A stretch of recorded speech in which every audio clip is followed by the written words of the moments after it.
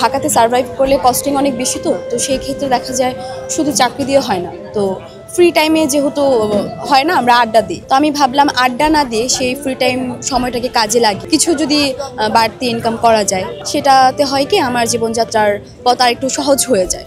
এর জন্য আর কি ব্যবসার পথে আসা। আচ্ছা, আপনি এখানে কি বিক্রি করতেছেন? আমার এখানে হ্যান্ডমেড জুয়েলারি আছে, আর পেন্ডেন্ট আছে, চুড়ি আছে, কানের দুল, অনেক কিছুই আছে। আমরা যতটুকু জানছি যে এইগুলা আপনার ইউনিক, আপনি নিজে হাতে বানান এবং কোনো ডিজাইনের সাথে কোনো মিল নেই।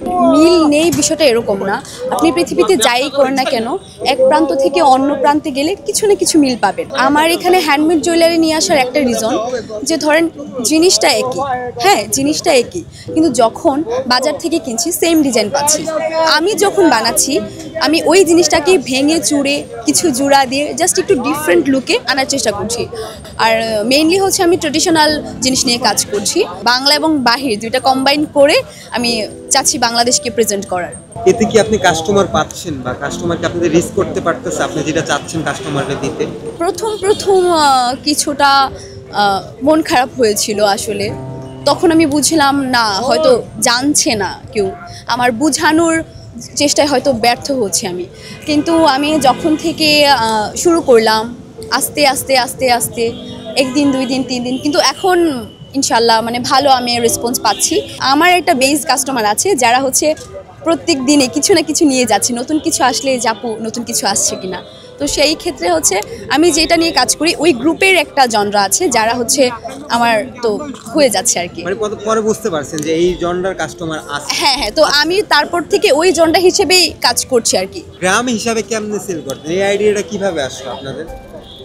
গ্রাম হিসেবে বলতে ধরেন আমরা যে মেটেরিয়ালসগুলো কিনে আনি ওগুলো তো আর গ্রামে না, এন্টিকের ক্ষেত্রে তো এন্টিকেরগুলো আমাদেরকে কেজি হিসেবে আনতে হয়। তো সেই ক্ষেত্রে ধরুন 2টা কানের দুল, একটা একটু বড় একটা একটু ছোট, আমি 2টাকেই হচ্ছে 100 বললাম যে 100 করে সেল করব। তো দেখা যায় আপনি আমাকে এটা বলবেন না যে ছোটটা 100 বড়টাও আমি 100ই পাচ্ছি, ওরা ভাবে বড়টা যদি 100 হয় ছোটটা তো আরও কম হওয়ার কথা, তাদের ক্ষেত্রে ভিন্ন সাইকোলজি কাজ করে।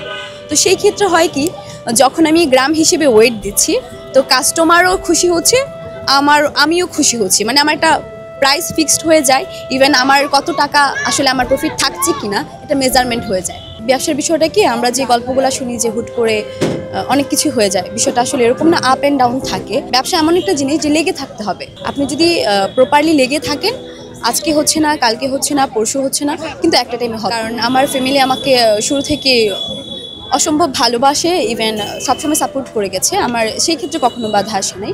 দেখা গেছে সাপোর্টের যে বিষয়গুলো বাধা তো আসবেই, তবে এগুলো বাধাকে আসলে উপেক্ষা করেই চলতে হবে।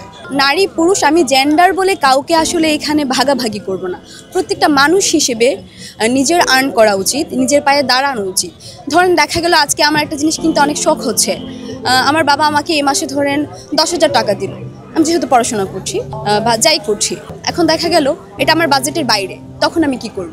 আমি আপনার থেকে ধার নিব বা এটা অসম্ভব। তখন দেখা যায় ব্যবসা করলে যে নিজের একটা বাড়তি চাহিদা, কিংবা ধরেন সামনে একটা অনুষ্ঠান আমি আমার বাবাকে একটা পাঞ্জাবি কিনে পাঠালাম, এই যে নিজের ইনকাম থেকে বাবাকে পাঠাচ্ছি এটা একটা খুশি। তো আমি বলবো নারী বা পুরুষ যাই হোক একজন মানুষ হিসেবে এটা খুব বড় একটা সফলতা, খুবই আনন্দের একটা বিষয়। তো সারাদিন ব্যস্ততার মধ্যে তো আর হয় না, ওই রাতে যতটুকু সময় পাই টুকটাক করি, ওই ঘুমের একটু সমস্যা হয়, একটু ঘুম কম হয়, দেখা যায় অনেক কফি খেতে হয়, রাত জাগতে হয়। আবার মাঝে মধ্যে যেহেতু হ্যান্ডমেড জুয়েলারি এখন আমি অনেকটা ভালো পারি, প্রথম হয় কি ওই হাত কেটে যাওয়া, পিন ঢুকে যাওয়া, ব্যথা পাওয়া, বা ডিজাইন আমি যেরকম চাচ্ছি হচ্ছে না, জিনিসটা নষ্ট হয়ে যাচ্ছে, প্রথমত আমার অনেক কিছু নষ্ট হয়ে যায়।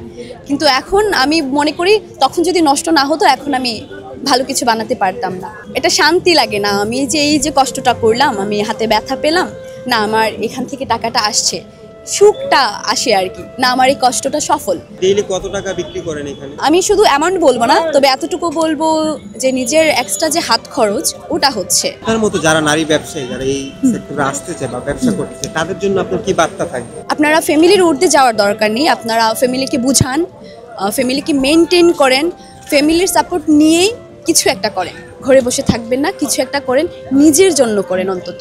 নিজের পায়ে দাঁড়ানোর জন্য। আপনাদের এই ব্র্যান্ডের নাম কি? ট্যাপা ক্রাফট। আপনাদের কোথায় কোথায় পাবে, আসলে কিভাবে পাবে আপনার? আপাতত তো সংসদে বসছি, সেচ ভবনের অপোজিট সাইডে আমাদের ট্যাপা ক্রাফট অনলাইন পেজ আছে।